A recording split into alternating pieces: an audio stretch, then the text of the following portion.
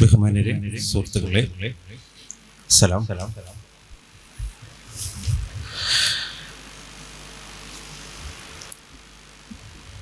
ഞാൻ ഇങ്ങനൊരു സദസ്സിൽ ശരിക്കും പ്രസംഗമല്ല, സംസാരമാണ് നല്ലത്. അതുകൊണ്ട് ഞാൻ പ്രാരംഭമായിട്ട്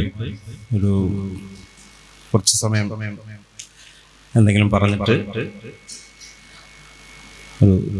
നമ്മൾ തമ്മിലൊരു സംസാരമാകാം എന്ന് വിചാരിക്കുന്നു.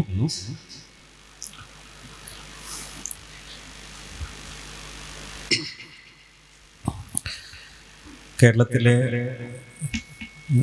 അറിയപ്പെടുന്ന ഒരു എഴുത്തുകാരനും സഹൃദയനുമായ എൻ്റെ ഒരു സുഹൃത്ത് ഈയിടെ ഒരു സംഭാഷണത്തിൽ എന്നോട് പറയുകയുണ്ടായി, മലയാളത്തിൽ പുസ്തകങ്ങൾ എഴുത്തും വായനയൊക്കെ നിലനിൽക്കുന്നത് കേരളത്തിലെ മുസ്ലിം ചെറുപ്പക്കാരെ കൊണ്ടാണ് എന്ന് പറയുന്നത്. അതിശയോക്തിപരമായിട്ടുള്ള ഒരു നിരീക്ഷണം എന്ന് തോന്നാമെങ്കിലും അദ്ദേഹം അത് വിശദീകരിക്കുകയുണ്ടായി. അതിലിപ്പോൾ അദ്ദേഹം പറഞ്ഞ പല കാര്യങ്ങളിലൊന്ന് ഈ സാഹിത്യത്തിലും വായനയിലും അങ്ങേയറ്റം താല്പര്യമുള്ള യുവാക്കൾ ഏറ്റവും കൂടുതലുള്ളത് മുസ്ലിം സമുദായത്തിലാണ് എന്നാണ് അദ്ദേഹം പറഞ്ഞത്. അദ്ദേഹത്തിൻ്റെ നിരീക്ഷണമാണ്. അദ്ദേഹത്തിന് ഓരോ ഉദാഹരണങ്ങളും പറഞ്ഞു. അത് ഒട്ടൊക്കെ ശരിയാണെന്നുള്ളത് എനിക്കും ബോധ്യപ്പെട്ടിട്ടുള്ളതാണ്. പക്ഷെ ആ മട്ടിൽ അദ്ദേഹം ചിന്തിച്ചതുപോലെ ഞാൻ എൻ്റെ ചിന്ത ആ രീതിയിലേക്ക് പോയിട്ടില്ല എന്ന് മാത്രം. ഇതൊരു വലിയൊരു എന്താ പറയുക, സന്തോഷകരമായ ആഹ്ലാദകരമായ ഒരു പ്രസ്താവനയായിട്ട് എടുത്തു വച്ച് നമ്മുടെ സംസാരം നമ്മൾ തുടങ്ങുകയാണെങ്കിൽ എനിക്ക് തോന്നുന്നത്, നമുക്ക് വളരെ പരിമിതമായിട്ടുള്ള ഒരു സാഹചര്യത്തിനകത്ത് നിന്നിട്ട് ആണ് പലപ്പോഴും നമുക്ക് എത്തിപ്പിടിക്കാൻ പറ്റാത്ത ഒന്നിനെ കുറിച്ച് ആലോചിക്കുക. നമുക്കെല്ലാം കിട്ടുന്ന ഒരു സാഹചര്യമാണെങ്കിൽ പലപ്പോഴും നമുക്ക് ലഭിക്കുന്നതിൻ്റെ മൂല്യം വേണ്ട രീതിയിൽ തിരിച്ചറിയില്ല എന്നാണ് എനിക്ക് തോന്നുന്നത്. എൻ്റെയൊക്കെ ചെറുപ്പകാലത്ത്, ഞാനൊരു മലയോര ഗ്രാമത്തിൽ ജനിച്ചു വളർന്ന ഒരാളാണ്. എൻ്റെ ചെറുപ്പകാലത്ത് ഒരു പുസ്തകങ്ങളൊന്നും കിട്ടുന്ന ഒരു സ്ഥലത്തല്ല ഞാൻ എൻ്റെ കുട്ടിക്കാലം ചെലവഴിച്ചത്. വളരെ കുറച്ച് ലൈബ്രറിയോ അങ്ങനെ എന്തെങ്കിലും അതിൽ വായിക്കുന്നവരായിട്ടുള്ള സഹൃദയത്വമുള്ള ആളുകളുടെ ഒരു കൂട്ടായ്മയിൽ കൂട്ടോ ഒന്നും ഇല്ലാതെ പുസ്തകങ്ങൾ തന്നെ മര്യാദയ്ക്ക് കാണാതെ വളർന്ന ഒരു കുട്ടിക്കാലാണ് എനിക്കുള്ളത്. അത് കഴിഞ്ഞിട്ട് നമ്മൾ പക്ഷെ അന്നേരം നമുക്ക് സാഹിത്യത്തോട് വലിയൊരു അഭിനിവേശം, സാഹിത്യം, എഴുത്ത്, അത്തരം കാര്യങ്ങളിൽ വലിയൊരു അഭിനിവേശം ഉണ്ടായി വരികയും നമ്മളൊരു വിദ്യാർത്ഥിയായിട്ട് കോളേജിലൊക്കെ പഠിക്കാൻ ചെന്ന് കഴിഞ്ഞപ്പോൾ അവിടുത്തെ ലൈബ്രറി കണ്ടപ്പോൾ നമുക്ക് വലിയൊരു അത്യാഹ്ലാദം ഉണ്ടായെന്നുള്ളതാണ്. കാരണം നിങ്ങൾക്കറിയാം, ഒരു ലൈബ്രറിയിലെ പുസ്തകങ്ങൾ നമ്മൾ കാണുമ്പോൾ ആ പുസ്തകം മുഴുവൻ നമുക്ക് വായിച്ചു തീർക്കാൻ പറ്റത്തില്ല. എന്തായാലും ഒരു മനുഷ്യൻ അയാളുടെ ഒരു ആയുസ് മുഴുവൻ ചെലവഴിച്ചാൽ പോലും ആ പുസ്തകങ്ങളെല്ലാം വായിച്ചു തീർക്കാൻ പറ്റണമെന്നില്ല. പക്ഷേ ആ ഒരു കാഴ്ച ഉളവാക്കുന്ന വലിയൊരു ആഹ്ലാദമാണ്. പുസ്തകങ്ങളുടെ ശേഖരത്തിന് നടുക്ക് നിൽക്കുമ്പോൾ, പുസ്തകങ്ങളുടെ ആ ഒരു ലഭ്യതയ്ക്ക് നടുവിൽ നിൽക്കുമ്പോൾ നമ്മുടെ ഉള്ളിൽ, നമ്മുടെ ഹൃദയത്തിൽ വലിയൊരു ആഹ്ലാദം ഉണ്ടായി തീരാറുണ്ട്. അതിനൊരു കാരണം, അതൊരു അറിവിൻ്റെയും അനുഭൂതികളുടെയും ഒരു കേന്ദ്രമാണ് പുസ്തകം എന്നുള്ളതാണ്. നമ്മൾ സാധാരണ രീതിയിൽ അറിവിനെ കുറിച്ച് സംസാരിക്കാറുണ്ട്, പക്ഷെ അനുഭൂതികളെക്കുറിച്ച് നമ്മൾ അധികം സംസാരിക്കാറില്ല. അനുഭൂതി എന്നുള്ള ആ വാക്കിൽ തന്നെ അതിൻ്റെ ധ്വനികൾ വളരെ സമൃദ്ധമായിട്ട് അടങ്ങിയിട്ടുണ്ടെന്നാണ് ഞാൻ കരുതുന്നത്. ഇപ്പം ഭൂതം എന്നുള്ളതിൻ്റെ അർത്ഥം നിങ്ങൾക്കറിയാം. ഭൂതം എന്ന വാക്ക്, ഭൂതം എന്ന് പറഞ്ഞാൽ കഴിഞ്ഞു പോയത് എന്നാണ് അർത്ഥം. പാസ്റ്റ് എന്നാണ് അർത്ഥം, ഇല്ലാത്തത്. നമുക്ക് നമ്മുടെ ദൃഷ്ടിയിൽ നിന്ന്, നമ്മുടെ പരിസരത്ത് നിന്ന് നഷ്ടപ്പെട്ടു പോകുന്ന എല്ലാം ഭൂതങ്ങളാണ്. നമ്മൾ സംസാരിക്കുന്ന നിമിഷങ്ങൾ നഷ്ടപ്പെട്ടു പോകുന്നു, നമ്മൾ ഒരുമിച്ചിരുന്ന സമയം നഷ്ടപ്പെട്ടു പോകുന്നു, നമ്മുടെ പ്രായം കടന്നു പോകുന്നു. ആ ഭൂതത്തെ ഒരു അനുഭൂതി എന്ന വാക്കിലേക്ക് വരുമ്പോൾ ആ ഭൂതം നന്നായി തീരുമ്പോഴാണ് അനുഭൂതിയായി തീരുന്നത്. ഈ അനു എന്നുള്ള വാക്ക് എപ്പോഴും ഭാഷയിലെ ഒരു പോസിറ്റിവിറ്റിയുടെ, ഒരു ഗുണാത്മകതയുടെ ഒരു പ്രിഫിക്സാണ് ശരിക്കും പറഞ്ഞാൽ. നമ്മൾ അനു ചേർത്തിട്ടുള്ള വാക്കുകളെല്ലാം നിങ്ങളൊന്ന് ആലോചിച്ച് നോക്കാം. അതെല്ലാം നല്ല രസമുള്ള വാക്കുകളാണ്. നമ്മൾ അനുഭവം എന്ന് പറയുന്നത് അനു ചേർത്തിട്ടാണ് വരുന്നത്. അനുരാഗം എന്നുള്ളത് ബഷീറിൻ്റെ ഒരു പുസ്തകത്തിൻ്റെ പേര് അനുരാഗത്തിൻ്റെ ദിനങ്ങൾ എന്നാണ്. അനുരാഗം, അനുഭൂതി. അതിൻ്റെ ഒരു മറുവശം ആലോചിച്ചാൽ നമുക്കറിയാം, ഭൂതം തന്നെ 2 തരത്തിലുണ്ടെന്നുള്ളതാണ്. അനുഭൂതിയുണ്ട്, ദുർഭൂതമുണ്ട്. ദുർഭൂതം എന്ന് കേട്ടിട്ടുണ്ട്. ദുർഭൂതം എന്ന് പറഞ്ഞാൽ ചീത്തയാണ്. ദുർഭൂതം അത് നമ്മൾ അലട്ടുന്നതാണ്, നമ്മളെ ഹോണ്ടി, നമ്മളെ പിന്തുടരുന്നതാണ്. അപ്പോൾ ദുർഭൂതങ്ങളിൽ നിന്ന് രക്ഷ നേടുക, വിമുക്തി നേടുക എന്നുള്ളതാണ് എല്ലാ മനുഷ്യരും, ഓരോ മനുഷ്യനും ആഗ്രഹിക്കുന്ന അതാണ്. അനുഭൂതിയിലേക്ക് എത്തിച്ചേരുക എന്നുള്ളതാണ് ഓരോ മനുഷ്യരും ആഗ്രഹിക്കുന്നത്.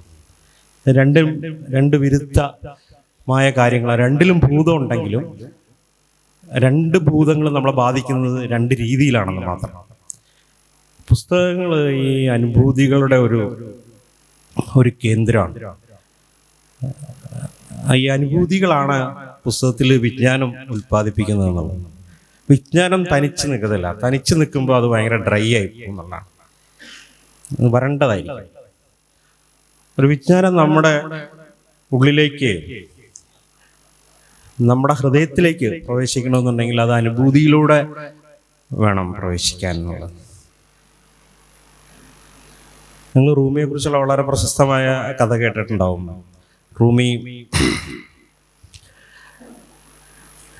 ശംസു തബ്രീസിനെ ആദ്യമായിട്ട് കാണുന്ന രംഗത്തെക്കുറിച്ച് ഒരുപാട് ഐതിഹ്യങ്ങളുണ്ട്, അല്ലെങ്കിൽ ഒരുപാട് കഥകളുണ്ട്.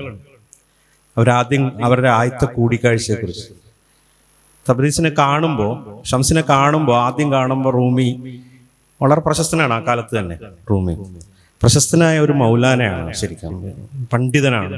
ഒരുപാട് ആളുകൾ മതം പഠിക്കാൻ അദ്ദേഹത്തിൻ്റെ അടുത്ത് വരുന്നു. ഒരുപാട് മനുഷ്യന്മാർ മതത്തെ ശ്രവിക്കാൻ റൂമിയുടെ അടുത്ത് വരുന്നു. റൂമി പല സ്ഥലത്തും പോയി പ്രഭാഷണം നടത്തുന്നു. അങ്ങനെ ആ മേഖലയിൽ, ആ പ്രദേശത്ത്, പേർഷ്യൻ ലോകത്ത് വല്ലാതെ അറിയപ്പെടുന്ന ഒരാളാണ് റൂമി. ഷംസിനെ കാണുമ്പോൾ പ്രശസ്തനായ ഒരു സ്കോളറാണ്, ഒരു ഇസ്ലാമിക് സ്കോളറാണ്. അങ്ങനെയുള്ള റൂമിയെ കാണാൻ വേണ്ടിയിട്ട് ഷംസ് വരുമ്പോൾ റൂമിയുടെ മുന്നിൽ ഒരുപാട് പുസ്തകങ്ങൾ ഇരിപ്പുണ്ട്. ഗ്രന്ഥങ്ങൾക്ക് നടുവിലാണ് റൂമി ഇരിക്കുന്നത്. അപ്പോൾ ഷംസ് ഈ ഗ്രന്ഥങ്ങളെ പുച്ഛിക്കുകയാണ് ചെയ്യുന്നത് ആദ്യമേ തന്നെ. അപ്പോൾ റൂമി അദ്ദേഹത്തിൻ്റെ ആ ഒരു വലിയ അറിവിൻ്റെ ഒരു ഔന്നത്യത്തിൽ നിന്നിട്ട്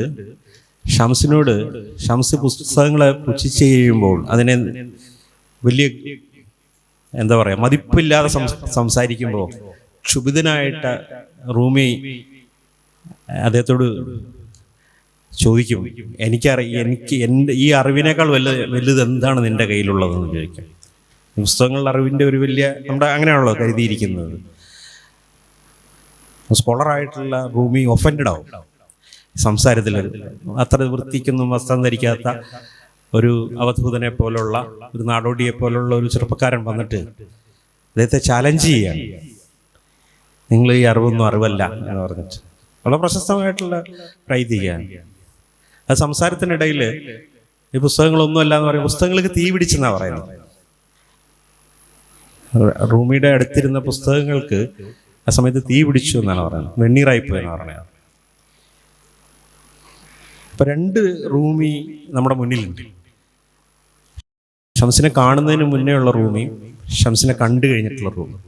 ഷംസിനെ കണ്ടു കഴിഞ്ഞിട്ടുള്ള റൂമിയാണ് നമ്മൾ ഇന്ന് ലോകം മുഴുവനും, മുസ്ലിങ്ങൾ മാത്രമല്ല, മുസ്ലിങ്ങളായ ആൾക്കാരും മതത്തിൽ വിശ്വാസമില്ലാത്ത ആൾക്കാരും നിരീശ്വരന്മാരും ഒക്കെ ഇഷ്ടപ്പെടുന്നത് ഷംസിനെ കണ്ടു കഴിഞ്ഞിട്ടുള്ള റൂമിയാണ്. ഷംസിനെ കണ്ടു കഴിഞ്ഞിട്ടുള്ള റൂമി ഖുർആനെ കുറിച്ച് തന്നെയാണ് പറയുന്നത്. പക്ഷെ ഖുർആൻ ഉണ്ടാക്കുന്ന അനുഭൂതിയെക്കുറിച്ചാണ് ഷംസിനെ കണ്ടു കഴിഞ്ഞിട്ടുള്ള റൂമി പറയുന്നത്. അതാണ് എൻ്റെ ഒരു വ്യത്യാസം എന്നുള്ളത്. ഇതിന് മുന്നേ ഉള്ള റൂമി മുസ്ലിങ്ങൾക്ക് മാത്രമായിട്ട് മുസ്ലിങ്ങൾ മതം പഠിപ്പിക്കുന്ന അല്ലെങ്കിൽ ഇസ്ലാമിനകത്തുള്ള ആളുകളെ ഗൈഡ് ചെയ്യുന്ന, വഴി നടത്തുന്ന ഒരു മൗലാന മാത്രമാണ്. ഷംസിനെ കണ്ടു കഴിയുമ്പോൾ റൂമിയിൽ ഒരു പുതിയ മനുഷ്യനുണ്ടാവുകയാണ്, കവി ഉണ്ടാവുകയാണ്. റൂമി കവിയായി മാറുകയാണ്. കവിയായി മാറുന്നയാൾ അയാളുടെ ജ്ഞാനത്തെ അനുഭൂതിയാക്കി മാറ്റുന്നു എന്നുള്ളതാണ്. ആ അനുഭൂതിയാണ് നമ്മൾ കവിതകളായിട്ട്, റൂമിയുടെ കവിതകളായിട്ട്, രചനകളുമായിട്ട് പിന്നീട് വായിക്കുകയും ആസ്വദിക്കുകയും ചെയ്യുന്നു. ഇപ്പം മസ്നവി എന്നുള്ള ബൃഹത്തായ ഗ്രന്ഥം ഷംസിനെ നഷ്ടപ്പെട്ട് കഴിഞ്ഞ ശേഷം റൂമി എഴുതുന്ന, റൂമി എഴുതിയ കവിതകൾ ഷംസിന്റെ പേരിലായിട്ട് റൂമി എഴുതിയിരുന്നു. അതിൻ്റെ ഒരു ഓതർഷിപ്പ് പോലും അദ്ദേഹം സ്വീകരിച്ചിരുന്നില്ല. അതായത് ഞാൻ എഴുതിയതാണ് എന്ന് ഞാൻ ഒരിക്കലും റൂമി പറഞ്ഞിട്ടില്ല. ഓരോ കവിത എഴുതിയിട്ട് എൻ്റെ അടിയിൽ ഷംസു തബ്രീസ് എന്നാണ് സൈൻ ചെയ്തിരുന്നത് റൂമി. ഷംസിന്റെ കവിതയാണെന്നാണ് പറഞ്ഞിട്ടിരുന്നത്. ഒരു മനുഷ്യന്റെ അഹന്ത നഷ്ടപ്പെട്ടു പോവാണ് അനുഭൂതിക്കകത്ത് എന്നുള്ളതാണ്. ഇത് വളരെ പ്രധാനപ്പെട്ട ഒരു കാര്യമാണ്. നമ്മൾ വിജ്ഞാനം മാത്രമാണ് നമ്മുടെ കയ്യിലുള്ളതെങ്കിൽ നമ്മൾ വലിയ അഹങ്കാരികളായി മാറും എന്നുള്ളതാണ്. കാരണം എനിക്ക് അറിവുണ്ട്, അറിവ് ഒരു അധികാരം പോലെ പ്രവർത്തിക്കും എന്നുള്ളതാണ്. അങ്ങനെ അറിവ് ഒരു അധികാരമാണ്. നമ്മുടെ അറിവ് മാത്രം നമ്മുടെ കയ്യിലുണ്ടെങ്കിൽ ആ അറിവിനെ ഒരു അധികാരമായിട്ട്, അതൊരു ടൂളായിട്ട് നമ്മൾ ഉപയോഗിക്കും എന്നുള്ളതാണ്. അതിനൊപ്പം നമ്മുടെ ഉള്ളിൽ കുറച്ച് ഭാവനയും അനുഭൂതികളും ഉണ്ടെങ്കിൽ പിന്നെ നമ്മൾ ഈ അറിവിനെ അനുഭൂതിയായിട്ട് എല്ലാവർക്കും പങ്കുവെക്കാൻ കഴിയുന്ന ഒന്നായിട്ട്, ഷെയർ ചെയ്യാൻ പറ്റുന്ന ഒന്നായിട്ട് മാറ്റും എന്നുള്ളതാണ്. നിങ്ങൾ എപ്പോഴെങ്കിലും ചിന്തിച്ചിട്ടുണ്ടോ എന്ന് എനിക്കറിയില്ല, എന്താണ് ഒരു വായനക്കാരൻ്റെ പ്രത്യേകത? നമ്മളോട് പലരും ചോദിക്കാറുണ്ടല്ലോ, നിങ്ങൾ എന്തിനാണ് ഇപ്പം മതം പഠിക്കാൻ വന്ന കുട്ടികൾ അവരെന്തിനാണ് മതബാഹ്യമായ എന്തെങ്കിലും വായിക്കുന്നത്? മതഗ്രന്ഥങ്ങൾ മാത്രം വായിച്ചാൽ പോരെ? അതുമായി ബന്ധപ്പെട്ടിട്ടുള്ള ഹദീസുകളും അല്ല മറ്റു രീതിയിലുള്ള കർമ്മശാസ്ത്രപരമായിട്ടുള്ള ഒരുപാട് പണ്ഡിതന്മാരെഴുതിയ എത്രയോ പുസ്തകങ്ങളുണ്ട്. അത് വായിക്കുന്നതിൻ്റെ കൂടെ എന്തിനാണ് അതിന് പുറത്തുള്ളത് വായിക്കുന്നത്? നിങ്ങളോട് തന്നെ പലരും ചോദിച്ചിട്ടുണ്ടാവും, നിങ്ങൾ പുസ്തകങ്ങളോ അല്ലെങ്കിൽ വാരികകളോ വായിക്കുക, എഴുതുകയൊക്കെ ചെയ്യുമ്പോൾ. അപ്പോൾ നിങ്ങൾ ആലോചിച്ചിട്ടുണ്ടോ എന്താണ് ഒരു വായനക്കാരനെ നിർമ്മിക്കുന്നത്, അയാൾ ഉണ്ടാക്കുന്നത് എന്തായിരിക്കും?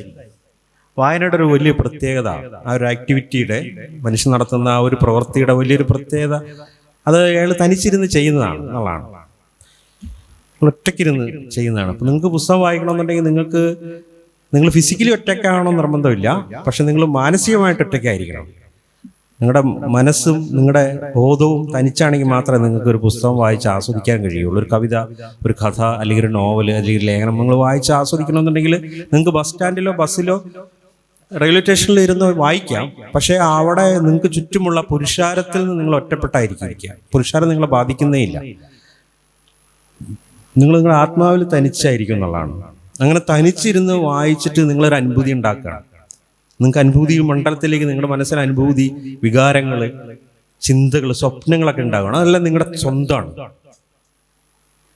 പക്ഷെ നിങ്ങളത് നിങ്ങളുടെ സ്വന്തമാക്കി വയ്ക്കുന്നില്ല എന്നുള്ളതാണ് ഒരു നല്ല വായനക്കാരൻ്റെ ലക്ഷണം എന്ന് പറഞ്ഞിട്ടുണ്ടെങ്കിൽ. നിങ്ങൾ അത് പങ്കിടും. ശരിയല്ലേ? നിങ്ങളൊരു നല്ലൊരു കവിത വായിച്ചാൽ ആ കവിതയുടെ ഒരു അനുഭൂതി നിങ്ങൾ നിങ്ങളുടെ ഉള്ളിൽ മാത്രമായിട്ട് വെക്കുന്നില്ല എന്നുള്ളതാണ്. നിങ്ങൾ മാറ്റുന്നത് പോലെ വേറൊരാളെയും അത് മാറ്റും എന്നറിയാവുന്നതുകൊണ്ട് അത് നിങ്ങൾ നിങ്ങളുടെ സുഹൃത്തിനോട്, നിങ്ങൾക്ക് ഇഷ്ടപ്പെട്ട ആളുകളോട് ചർച്ച ചെയ്യാൻ തയ്യാറാവും എന്നുള്ളതാണ്. അല്ലെങ്കിൽ ആ ഒരു വായന ഉണ്ടാക്കിയ ഒരു അനുഭവത്തെ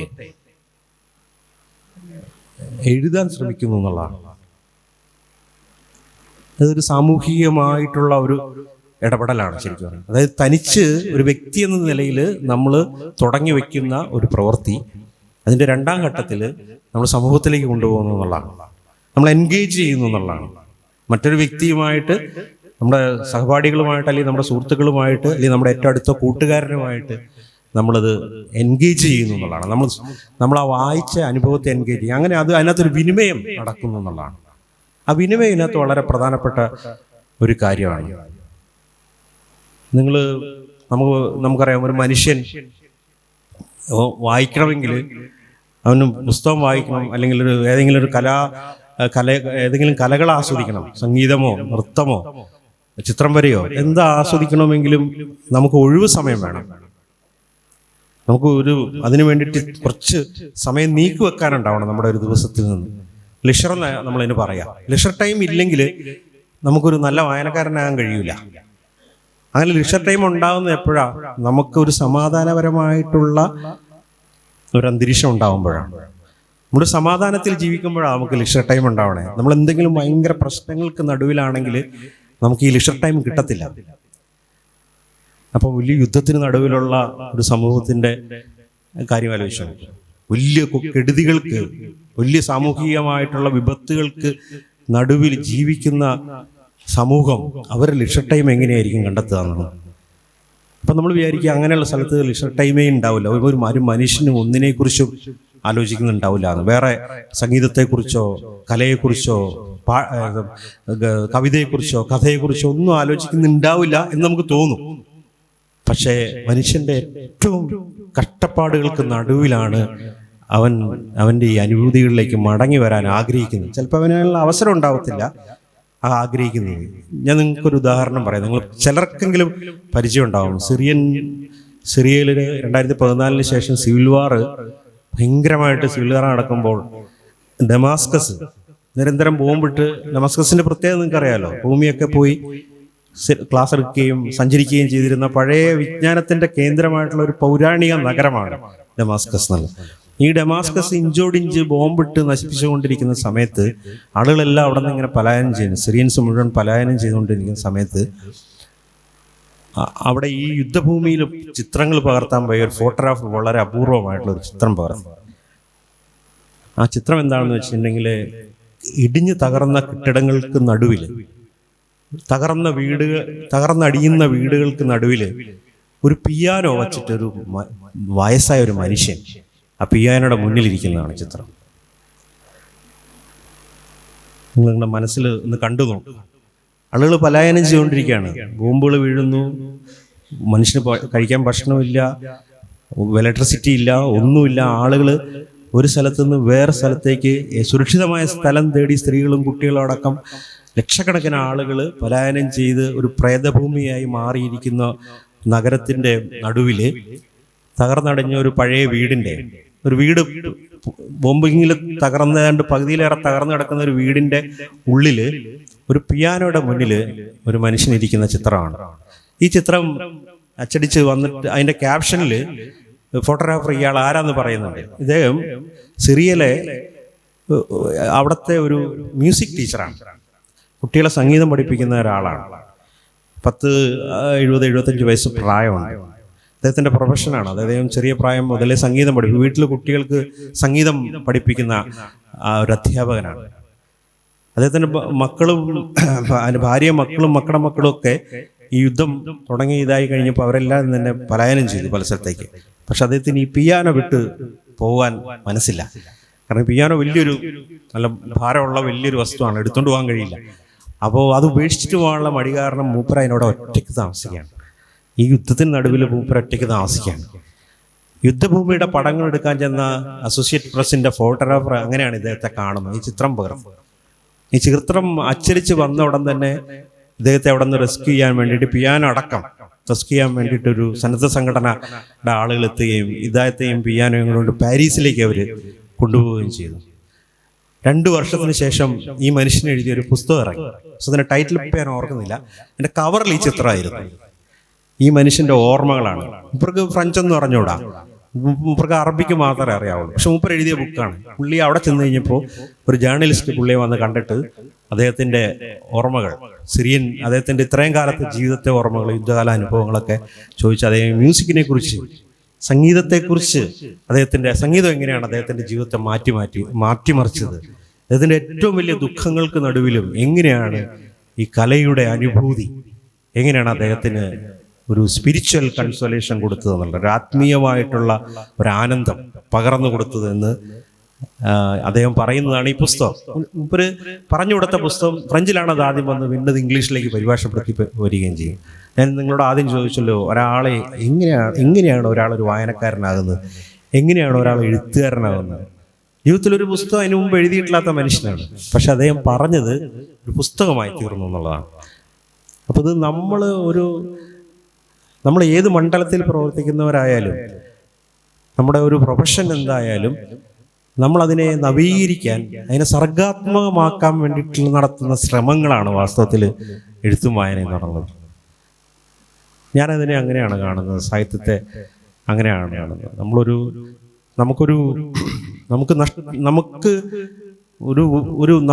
നമുക്ക് പൂർണ്ണമായിട്ട് പിടിതരാത്ത ഒരു ലോകത്തിലേക്ക് നമ്മൾ എടുത്തു ചാടുകയാണ്. നമ്മൾ എല്ലാ ചോദ്യങ്ങൾക്കും ഉത്തരം കിട്ടി എന്ന് വിചാരിച്ചിരിക്കുന്ന ഒരു വ്യക്തിക്ക് സാഹിത്യം കൊണ്ട് യാതൊരു ഗുണമില്ലെന്നാണ് ഞാൻ വിചാരിക്കുന്നത്. നിങ്ങളുടെ ജീവിതത്തിൽ നിങ്ങളുടെ എല്ലാ ചോദ്യങ്ങൾക്കും, ആത്മീയമായിട്ടുള്ളതായാലും ഭൗതികമായിട്ടുള്ളതായാലും എല്ലാ ചോദ്യങ്ങൾക്കും നിങ്ങൾക്ക് ഉത്തരം കിട്ടി എന്നാണ് നിങ്ങൾ വിചാരിക്കുന്നതെങ്കിൽ നിങ്ങൾക്ക് ഇതുകൊണ്ട് യാതൊരു കാര്യമില്ല. കാരണം നിങ്ങളുടെ ചോദ്യങ്ങൾക്കെല്ലാം ഉത്തരം കിട്ടിയാൽ നിങ്ങൾ കണ്ടന്റായി, നിങ്ങൾ തൃപ്തനായി. പിന്നെ നിങ്ങൾ എന്തിനാണ് പുസ്തകം വായിക്കാൻ മെനക്കെടുന്നത്, സാഹിത്യം വായിക്കാൻ മെനക്കെടുന്നത്, സാഹിത്യം എഴുതാൻ മെനക്കെടുന്നത് എന്തിനാണ്? എൻ്റെ എല്ലാ ചോദ്യങ്ങൾക്കും എനിക്ക് ഉത്തരം കിട്ടിയിട്ടില്ല എന്നുള്ള ഒരു സ്കെപ്റ്റിക് ആകുമ്പോഴാണ് നമുക്ക് സംശയം വരണം. നമ്മളൊരു ഇതല്ല, മറ്റെന്തോ ഒന്നുകൂടി ഉണ്ട് എന്നുള്ളതും കൂടെ വരുമ്പോഴാണ്. ഞാൻ റൂമിലേക്ക് തിരിച്ചു വരാം. റൂമിയെ രണ്ടാമത് റൂമിയും ഷംസും തമ്മിൽ സൗഹൃദത്തിലായ ശേഷം ഷംസിനെ റൂമി ഗുരുവായിട്ട് സ്വീകരിക്കുകയാണ്. അത്രയും സീനിയർ ആയിട്ടുള്ള, അത്രയും പാണ്ഡിത്യമുള്ള ഒരാള്, പ്രത്യേകിച്ച് ഒരു യൂണിവേഴ്സിറ്റിയിൽ നിന്ന് ബിരുദം നേടാത്ത ഷംസിനെ ആരാന്ന് പോലും അറിയാത്ത, അയാൾ എവിടെ നിന്ന് എന്തിനോ ഒന്നും ആർക്കും അറിഞ്ഞൂടാ, അങ്ങനത്തെ ഒരാളെ ഗുരുവായിട്ട് സ്വീകരിക്കുകയാണ്. റൂമിയുടെ മക്കൾക്കടക്കം ഇഷ്ടാകുന്നില്ല, റൂമിയുടെ ശിഷ്യന്മാർക്ക് ഇഷ്ടാകുന്നില്ല അത്. കാരണം എന്താണ്? ഇയാൾ ആരാന്ന് അറിഞ്ഞൂടാ, ഇയാൾക്കൊരു പാണ്ഡിത്യമുള്ളതായിട്ട് യാതൊരു തെളിവില്ല, ഏതെങ്കിലും കോളേജിൽ നിന്ന് ഇയാൾക്ക് ബിരുദം കിട്ടിയതായിട്ടുള്ള തെളിവില്ല. ഇയാൾ പറയുന്നതെല്ലാം മതനിന്ദയാണ്. അവരങ്ങനെ കാണുന്നതിനെ നമ്മൾ എന്ത് ചെയ്തുകൊണ്ടിരിക്കുന്നു അത് ചെയ്യരുതെന്നാണ് അയാൾ പറയുന്നത്. അല്ലെങ്കിൽ അതിനെ പുച്ഛിക്കുകയാണ് ചെയ്യുന്നത്. അപ്പോൾ സ്വാഭാവികമായിട്ട് അയാൾ ദൈവനിന്ദ നടത്തുന്ന ഒരാളാണ്. ആ രീതിയിലും ആളുകൾ ചിന്തിക്കാൻ തുടങ്ങി എന്നുള്ളതാണ്. അപ്പോൾ റൂമിയെപ്പോലെ വളരെ ഉന്നതനായിട്ടുള്ള ഒരു മൗലാന ഇദ്ദേഹത്തെ ട്രാപ്പ് ചെയ്തിരിക്കുന്നു എന്നാണ് പലരും കരുതിയത്. അതിന് കാരണങ്ങളുണ്ട്. റൂമിയോട് റൂമി എല്ലാവരും ബഹുമാനിക്കുന്ന ആളാണ്. അപ്പൊ റൂമിയുടെ ഒരു ദിവസം ഷംസ് പറയുന്നുണ്ട്, നിങ്ങളുടെ സൽപ്പേരാണ് നിങ്ങളുടെ ഏറ്റവും വലിയ ശത്രു എന്നാണ് പറയുന്നത്. എന്താണ് സൽപ്പേര് ഇങ്ങനെ ശത്രുവാണ് ഒരാളുടെ? സൽപ്പേര് നമ്മുടെ ഒരു വലിയ ബാധ്യതയാണ്. ഇന്ന് ആൾക്കാരെന്തെങ്കിലും പറയുമോ? ഞാൻ അങ്ങോട്ട് പോയി കഴിഞ്ഞാൽ ആളുകൾ എന്തും പറയും, മനുഷ്യനെന്ത് പറയും? അതാണല്ലോ നമ്മുടെ സൽപ്പേരിന്റെ റൂട്ടെന്ന് പറഞ്ഞിട്ടുണ്ടെങ്കിൽ. അപ്പം എനിക്കൊരു സൽപ്പേരുണ്ടെങ്കിൽ എന്താ ഞാൻ ആലോചിക്കുന്നത്, എന്നെക്കുറിച്ച് നിങ്ങളാരും മോശം പറയരുത്, ഞാനിവിടെ വന്ന് നിങ്ങളോട് നന്നായി സംസാരിച്ചിട്ട് പോകണം, ഞാൻ നിങ്ങളോട് നന്നായി പെരുമാറണം. അല്ലെങ്കിൽ ഞാൻ പോയി കഴിയുമ്പോൾ നിങ്ങൾ പറയില്ല ആ മനുഷ്യൻ എന്തൊരു, എൻ്റെ സൽപ്പേര് പോയി, ഞാൻ മോശമായി പെരുമാറിയാൽ. അപ്പം നമ്മുടെ ഒരു സൽപ്പേരുള്ള ഒരാളുടെ ഏറ്റവും വലിയ ഉത്കണ്ഠ എന്താണ്? ഈ സൽപ്പേര് പോകാതിരിക്കുക എന്നുള്ളതാണ്. സൽപ്പേര് എപ്പോൾ വേണമെങ്കിലും പോകാം, നമ്മൾ അറിഞ്ഞോ അറിയാതെ നമ്മുടെ സൽപ്പേര് നഷ്ടപ്പെട്ടു പോകാം. ഒരാൾ ഇത്തിരി ചെളി വാരി എറിഞ്ഞാൽ നമ്മുടെ സൽപ്പേര് പോയി, നമ്മുടെ വെള്ളമെടുപ്പ് ചീത്തയായി. അത്രേ ഉള്ളൂ. അത് ഇത്രയും ദുർബലമായ സ്ഥാനത്തേലാണ് നമ്മൾ കെട്ടിപ്പിടിച്ചത്. ഇത് റൂമിയോട് ഷംസ് പറയുന്നതാണ്. അതുകൊണ്ട് എന്ത് ചെയ്യണം? സൽപ്പേര് കളയണം. സൽപ്പേര് കളയാൻ വേണ്ടിയിട്ട് റൂമിയോട് ഒരു കാര്യം ചെയ്യാൻ പറയാം. നിങ്ങൾ അവിടെ ഒരു മദ്യഷാപ്പുണ്ട്, അവിടെ പോയി 2 കുപ്പി കള്ള് വാങ്ങിച്ചു പറയും. ഇത് ആരോടാ പറയുന്നത്? മൗലാനയോടാണ് പറയുന്നത്. നാട് മുഴുവൻ ബഹുമാനിക്കുന്ന ഉന്നതനായ ഒരു മനുഷ്യനോട് പറയാം, നിങ്ങളവിടെ പോയി ഷാപ്പിൽ പോയിട്ട് ഈ കള്ളം എല്ലാ തരം കുടിയന്മാരും വന്നിരുന്ന് കുടിക്കുന്ന ആ മദ്യശാലയിൽ പോയിട്ട് 2 കുപ്പി കള്ള് വാങ്ങിച്ചിട്ട് അവിടെ നിന്ന് കുടിക്കരുത്, അവിടെ നിന്ന് കുടിക്കാനല്ല പറഞ്ഞത്, പോയി വാങ്ങിച്ചിട്ട് ആ കുപ്പി കള്ള് എല്ലാവരും കാണുന്ന രീതി പിടിച്ചുകൊണ്ട് ടൗണിൽ കൂടെ നടന്ന് തിരിച്ചു വരാൻ പറയാം. സൽപ്പേര് പോവോ? ആ സൽപ്പേര് കളയണം. ആ സൽപ്പേര് കളഞ്ഞു കഴിയുമ്പോൾ ശരിയായ സൽപ്പേര് വരും എന്നുള്ളതാണ്. ആർക്കും മായ്ക്കാൻ പറ്റാത്ത, ആർക്കും ചെളിവാരി അറിയാൻ പറ്റാത്ത ഇത്തരം ഭാരങ്ങൾ ഒഴിവാക്കുക എന്നുള്ള ഒരു സാധനം, ഇതൊരു ദർശനമാണെന്നുള്ളത്. നമ്മുടെ ഒരു സൂഫി തോട്ടിനകത്തുള്ള ഒരു വലിയ ദർശനമാണിത്. ഞാൻ പറയാൻ കാരണം വെച്ചിട്ടുണ്ടെങ്കിൽ ഇത് നമുക്ക് ജ്ഞാനത്തിന്റെ പ്രശ്നമല്ല, ഇത് ഒരു അനുഭൂതിയിൽ നിന്നുണ്ടാകുന്നതാണ്. ശരിക്കും ജ്ഞാനിയായ ഒരാൾ എന്ത് ചെയ്യും? അയാൾ വളരെ കരുതലോടുകൂടി മാത്രം പെരുമാറും. ഞാനോ അനുഭൂതിയും കൂടി ഒരാളിൽ ഒത്തുചേരുമ്പോൾ അയാൾ വലിയ ധീരനായിട്ട് മാറുന്നു എന്നുള്ളതാണ്. വലിയ ധീരനായി മാറും, കവിയായി മാറും എന്നുള്ളതാണ്. ഇതാണ് അതിൻ്റെ ഒരു ഇതെന്ന് പറഞ്ഞിട്ടുണ്ടെങ്കിൽ, ഇത്തരത്തിൽ നമുക്ക് വേണ്ടുന്നതും നമ്മളെ ആകർഷിക്കുന്നതുമായിട്ടുള്ള ഒരുപാട് സംഗതികൾ ഈ ലോകത്തുണ്ട്. നമ്മൾ ലോകത്തോടുള്ള ജിജ്ഞാസ നഷ്ടപ്പെടാതിരിക്കുക എന്നുള്ളതാണ്. ഇപ്പം നമ്മൾ ഒരു മതപഠനശാലയിൽ അല്ലെങ്കിൽ ഒരു കോളേജിൽ വന്നിട്ട് നമുക്കൊരു വിഷയമുണ്ട് പഠിക്കാൻ. നമ്മൾ ആ വിഷയത്തിനകത്ത് മാത്രം നിൽക്കുന്ന ഒരാളാണെങ്കിൽ, അതിനുള്ളിൽ മാത്രം ഞാൻ ഇംഗ്ലീഷ് ലിറ്ററേച്ചർ പഠിക്കുന്നു, ഇംഗ്ലീഷ് ലിറ്ററേച്ചർ മാത്രമേ ഞാൻ വായിക്കൂ എന്ന് ശഠിക്കുന്ന ഒരാൾക്ക് സാഹിത്യം ആസ്വദിക്കാൻ കഴിയില്ല. മലയാളം സാഹിത്യം പഠിക്കുന്ന ആളാണ്, സാഹിത്യം മാത്രമേ വായിക്കൂ, വേറെ ഒന്നും വായിക്കില്ല. ഒരിക്കലും ചെയ്യരുതെന്നാണ് ഞാൻ പറയാം. അങ്ങനെ നമുക്ക് എല്ലാത്തരം വായനകളും നമ്മൾ ചെയ്യും. ഇപ്പോൾ ഒരാൾക്ക് ഫിക്ഷൻ ശരിക്കും ആസ്വദിക്കണമെന്നുണ്ടെങ്കിൽ, ഒരു നോവൽ ശരിക്കും ആസ്വദിക്കണം എന്നുണ്ടെങ്കിൽ നോൺ ഫിക്ഷനും കൂടെ അയാൾ വായിച്ചിരിക്കണം എന്നുള്ളതാണ്. ചരിത്രം വായിച്ചിരിക്കണം, സാമൂഹ്യശാസ്ത്രം വായിച്ചിരിക്കണം, ജീവശാസ്ത്രം വായിച്ചിരിക്കണം, പക്ഷികളെയും മൃഗങ്ങളെയും കുറിച്ചും ഒക്കെ വായിക്കും, മതം പഠിച്ചിരിക്കണം, തിയോളജി സാമാന്യ ധാരണ ഉണ്ടായിരിക്കണം എന്നുള്ളതാണ്. സ്ഥിരമായിട്ട് വിദ്യാർത്ഥികളാകുക എന്നുള്ള ഒരു സംഗതിയാണ് അതിനകത്തുള്ളത്. എപ്പോഴും നമ്മളെന്താ ഇപ്പം ഒരു ഉദാഹരണം പറയാം. സുന്ദരികളും സുന്ദരന്മാരും എന്നുള്ള നോവല് ഉറൂബിൻ്റെ, അത് ഒരു കേരള ചരിത്രത്തെക്കുറിച്ച് യാതൊരു സാമാന്യ ധാരണ പോലും ഇല്ലാത്ത ആൾക്കും വായിച്ച് ആസ്വദിക്കാം. കാരണം അതിനകത്തൊരു കഥ പറയുന്നുണ്ട്, കഥാപാത്രങ്ങളുണ്ട്, കഥയുണ്ട്. മലയാളം വായിക്കാൻ അറിയാമെങ്കിൽ നമുക്കത് നല്ല രസമായിട്ട് വായിച്ച് ആസ്വദിക്കാം. പക്ഷെ അതിനകത്ത് ആ കഥ മാത്രമാണോ എന്നുള്ളൊരു ചോദ്യം കൂടി ഉണ്ട്. സുലൈമാൻ എന്ന് പറയുന്ന അതിനകത്തെ കഥാപാത്രത്തിനൊരു പൂർവ്വ ജീവിതമുണ്ട്, ഒരു പൂർവ്വകാലമുണ്ട്. അയാൾ സുലൈമാനല്ല, അയാൾക്ക് സുലൈമാൻ ആകുന്നതിന് മുന്നേ അയാൾ വേറൊരാളായിരുന്നു. അയാളൊരു മുസ്ലിം ആകുന്നതിന് മുന്നേ അയാൾക്കൊരു പൂർവ്വകാലമുണ്ട്. ആ പൂർവ്വകാലം എന്താണെന്ന് നമുക്ക് ശരിക്കും മനസ്സിലാകണമെന്നുണ്ടെങ്കിൽ, അതിൻ്റെ ഒരു വേദന നമുക്ക് മനസ്സിലാകണമെന്നുണ്ടെങ്കിൽ നമുക്ക് ചരിത്രം അറിഞ്ഞിരിക്കണം. മലബാറിൻ്റെ ഒരു ചരിത്രം, മലബാർ കലാപത്തിൻ്റെ ഒരു ചരിത്രം, അതിനകത്ത് അതൊരു നോവലിടത്തും പറയുന്നില്ല അത്.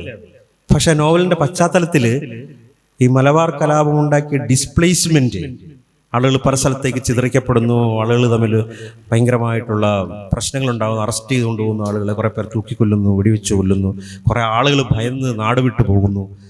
മനുഷ്യർ ഒരു സ്ഥലത്തു നിന്ന് വേറെ സ്ഥലത്തേക്ക് ഡിസ്പ്ലേസ്ഡ് ആകുന്ന ഒരു സന്ദർഭമാണ്. ആ ഡിസ്പ്ലേസ്മെൻറ്റിൻ്റെ ഒരു പശ്ചാത്തലത്തിലാണ് സുന്ദരികളും സുന്ദരന്മാരും കഥ നടക്കുന്നത്. ആ നോവൽ തീരുമ്പോൾ വേറൊരു ചരിത്ര സന്ധിയിലാണ് ആ നോവൽ തീരുന്നത്. നമ്മൾ സ്വാതന്ത്ര്യം കിട്ടുന്നു, ഇന്ത്യക്ക് സ്വാതന്ത്ര്യം കിട്ടിയിട്ട് ഇന്ത്യ പുതിയൊരു ഇന്ത്യ ഉണ്ടാവും എന്നുള്ളതാണ്. പുതിയൊരു ഇന്ത്യയിലേക്ക് അടുത്ത തലമുറ ഇങ്ങനെ സഞ്ചരിച്ച് തുടങ്ങുമ്പോഴാണ് ആ നോവൽ അവസാനിക്കുന്നത്. പുതിയൊരു പ്രകാശം, പുതിയൊരു വെളിച്ചം എല്ലായിടത്തും വന്നിരിക്കുന്നു, പുതിയൊരു ജീവിതം തുടങ്ങാൻ പോകുന്നു എന്നുള്ള. ഇത് നമ്മൾ ഈ ചരിത്രമൊന്നും അറിയാത്ത ഒരാൾ വായിച്ചാൽ അത് ആസ്വദിക്കും. ചരിത്രം അറിഞ്ഞ ആൾ, ഈ സാമൂഹിക ജീവിതത്തെക്കുറിച്ചുള്ള ഒരു ബോധ്യമുള്ള ഒരാൾ അത് വായിക്കുന്നത് വേറെ രീതിയിലായിരിക്കും. അയാളുടെ അനുഭൂതി, അയാൾക്കതുണ്ടാക്കുന്ന അനുഭൂതി വേറൊന്നായിരിക്കും. ഇതൊന്നും ഇല്ലാത്ത ആൾക്ക് ഉണ്ടാക്കുന്ന അനുഭൂതിയും വേറൊന്നായിരിക്കും. ഈ ഒരു വ്യത്യാസമാണ് നമ്മൾ ആദ്യം പറഞ്ഞത്. നമ്മൾ ഈ ഒരു വിദ്യാർത്ഥിയായിട്ടിരിക്കുന്നതിൻ്റെ ഒരു വലിയൊരു ഗുണം അതാണ്. നമ്മളെപ്പോഴും സ്കെപ്റ്റിക്കായ ഒരാൾക്ക് വിദ്യാർത്ഥിയായിരിക്കാൻ പറ്റുള്ളൂ. അല്ലെങ്കിൽ നമുക്ക് മതിയാവും, പെട്ടെന്ന് നമുക്ക് മതിയായി, എനിക്കിനി വേണ്ട, ഇനി വയ്യ, ഇനി വേണ്ട, ആവശ്യമില്ല എന്നുള്ളതാണ്. വിദ്യാർത്ഥിയായിരിക്കുന്ന ആൾക്ക് ഒരിക്കലും അങ്ങനെ ചിന്തിക്കാൻ കഴിയില്ല. കാരണം അയാൾ എപ്പോഴും പുതിയ അറിവിന് വേണ്ടിയിട്ട്, പുതിയ ആശയത്തിന് വേണ്ടിയിട്ട്, പുതിയ പരിസരങ്ങൾക്ക് വേണ്ടിയിട്ട് അയാളുടെ മനസ്സെപ്പോഴും ദാഹിച്ചുകൊണ്ടിരിക്കുന്നതാണ്. ഈ ഒരു വിദ്യാർത്ഥിയുടെ ഒരു മനസ്സ്. കാരണം റൂമി വീണ്ടും ഷംസിന് മുന്നിൽ വിദ്യാർത്ഥിയായി എന്നുള്ളതാണ് അതിൻ്റെ വ്യത്യാസം എന്നുള്ളത്. നിങ്ങൾക്ക് മനസ്സിലാവുന്നുണ്ടോ? അതായത് വലിയ പണ്ഡിതനായിട്ടുള്ള, വലിയ അറിവുള്ള, ഖുർആനിലൊക്കെ വലിയ പാണ്ഡിത്യമുള്ള, അതിന് വ്യാഖ്യാനിക്കാൻ കഴിവുള്ള ഒരു വ്യക്തി വീണ്ടും വിദ്യാർത്ഥിയാണ്, വീണ്ടും തുടങ്ങുകയാണ് വിദ്യാർത്ഥി ജീവിതം എന്നുള്ളതാണ്. ഇത് വളരെ പ്രധാനപ്പെട്ട ഒരു കാര്യമാണ്. ഇത് നമ്മളെപ്പോഴും ആലോചിച്ചിരിക്കുന്ന ഒരു കാര്യം. കാരണം മസ്നവി എസെൻഷ്യലി അതൊരു ഖുർആന്റെ വ്യാഖ്യാനമാണ്. ഖുർആൻ പകർന്നു തരുന്ന ചിന്തയും അനുഭൂതിയും ദർശനവും കാവ്യമായിട്ട് പങ്കുവെക്കുന്നതാണ് ശരിക്കും മസ്നവി. അതാണ് അത്രയും സുദീർഘമായ 5-6 വോളിയം വരുന്ന ആ മസ്നവിയുടെ ഒരു ഉള്ളിൽ പറയുന്ന ഓരോ കഥ ഓരോ ഖുറാനികമായ സന്ദർഭത്തെ വിശദീകരിക്കുന്നതാണ്. ഇതൊരു പണ്ഡിതനായ ആൾ എഴുതിയതാണെങ്കിൽ ആരും വായിക്കാൻ പോകുന്നില്ല. കാരണം അത് ഏതെങ്കിലും ലൈബ്രറിയിൽ അതിൽ സ്പെഷ്യലൈസ് ചെയ്യുന്ന ഒരു വിദ്യാർത്ഥിക്ക് വായിക്കാൻ വേണ്ടി മാത്രം അവിടെ ഇരിക്കും. ലോകം മുഴുവൻ വായിക്കത്തില്ല. ലോകം മുഴുവൻ വായിക്കുകയും ഇങ്ങനൊരു സംഗതി ഇതിനകത്തുണ്ടല്ലോ എന്നുള്ള ഒരു ജിജ്ഞാസ എല്ലാത്തരം മനുഷ്യരിലുണ്ടാക്കുകയും അങ്ങനെ ആ ഒരു ഖുറാനികമായ ദർശനം, അതിൻ്റെ കാവ്യാനുഭൂതി മുഴുവൻ ലോകത്തിൻ്റെതുമായി തീരുന്നു എന്നുള്ളതാണ് ആ വ്യത്യാസം. അത് വളരെ നമ്മളെപ്പോഴും ഓർത്തിരിക്കേണ്ടത്. ഞാനൊരു ഉദാഹരണം ഇത് മാത്രം എടുത്ത് പറഞ്ഞതേ വേറെ ഒരുപാട് കാര്യങ്ങൾ ഇതുമായി ബന്ധപ്പെട്ട് നമുക്ക് പറയാനുണ്ട്. പക്ഷേ ഈ ഒരു പോയിന്റ്, നമ്മുടെ ഒരു ജിജ്ഞാസയുടെ നാമ്പുകളെ നമ്മൾ നുള്ളിക്കളയും. പ്രത്യേകിച്ച് നമ്മൾ ഇന്ന് ജീവിക്കുന്ന ഒരു ലോകത്ത് പല രീതിയിലുള്ള ഞെരുക്കങ്ങൾക്ക്, പല രീതിയിലുള്ള വിഭാഗീയതകൾക്ക്, പോളറൈസേഷൻ അങ്ങേയറ്റമായി തീർന്നിരിക്കുന്ന ധ്രുവീകരണം, സാമുദായികവും വംശീയവുമായിട്ടുള്ള ധ്രുവീകരണം ഏറ്റവും രൂക്ഷമായിരിക്കുന്ന ഒരു കാലഘട്ടത്തിൽ നമ്മളുടെ ഫാക്കൽറ്റീസ് നന്നായിട്ട് കൊണ്ടടക്കണം, നന്നാക്കി വെക്കണം എന്നാണ് എനിക്ക് പറയാനുള്ളത്. അത് സാഹിത്യത്തിലായാലും ശാസ്ത്രത്തിലായാലും രാഷ്ട്രീയത്തിലായാലും നമ്മുടെ ശേഷിയെ പൂർണ്ണമായിട്ട് നമുക്ക് വിനിയോഗിക്കാൻ കഴിയുന്ന രീതിയിൽ, ഏറ്റവും സർഗാത്മകമായിട്ട് വിനിയോഗിക്കാൻ കഴിയാവുന്ന രീതിയിൽ നമ്മുടെ എക്യുപ്ഡ് ആകണം എന്നാണ് എനിക്ക് പറയാനുള്ളത്. ഉദാസീനമായിട്ട് ഒന്നിനെയും കാണരുത്.